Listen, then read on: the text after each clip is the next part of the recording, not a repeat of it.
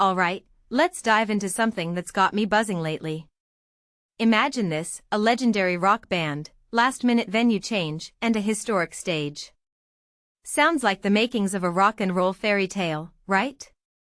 Well, that's exactly what went down when Cheap Trick played an intimate concert at the Troubadour in West Hollywood. But here's the kicker, this wasn't just any gig.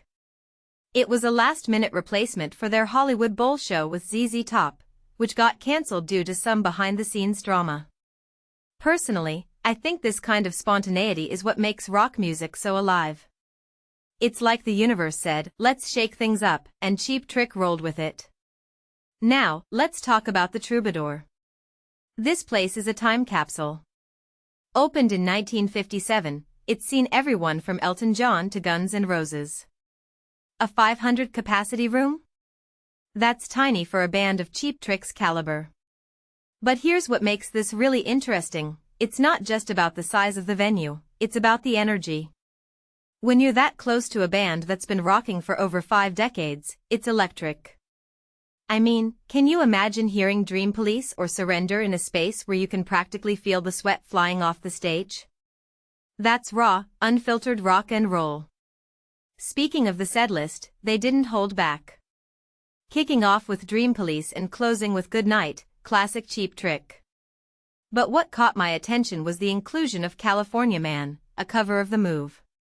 It's a deep cut, and it shows how much these guys respect rock history. In my opinion, that's what sets Cheap Trick apart. They're not just playing hits, they're paying homage to the roots of the genre.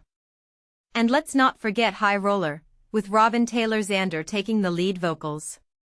Seeing the next generation step up like that? That's a detail I find fascinating. It's like the band is saying, we're here to stay, and we're bringing the future with us. Now, let's zoom out for a second. Cheap Trick isn't just a band, they're a phenomenon.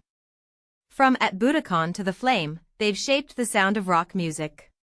But what many people don't realize is how much they've influenced modern bands. Their blend of hard rock and power pop? That's in the DNA of so many artists today. If you take a step back and think about it, they're like the musical equivalent of a classic novel, timeless and always relevant. And their induction into the Rock and Roll Hall of Fame in 2016? Totally deserved. But here's the thing, they're not resting on their laurels. They're still out there, touring, creating, and connecting with fans. Their latest album, All Washed Up, is a testament to that. Produced with Julian Raymond and mixed by Chris Lord-Alge, it's got that signature Cheap Trick sound but with a fresh twist. Recorded in Nashville and LA, it's like they're bridging the gap between their roots and where they're headed. Personally, I think this album is a statement. It's them saying, we're not done yet. And honestly, I'm here for it. But what this really suggests is something bigger. In an era where music is so disposable, Cheap Trick reminds us of the power of longevity.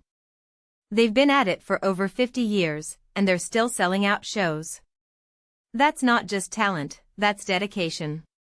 It raises a deeper question, how many bands today will still be relevant in 5 decades? Not many, I'd bet. Cheap Trick isn't just a band, they're a blueprint for how to stay true to your art while evolving. So, here's my closing thought, Cheap Trick's Troubadour show wasn't just a concert, it was a masterclass in rock and roll. It was a reminder of why we fell in love with music in the first place, the energy, the connection, the sheer joy of it all. And as I sit here thinking about it, I can't help but wonder, what's next for these guys? Because if history's any indication, they're just getting started. What do you think? Let me know in the comments below. Until next time, keep rocking.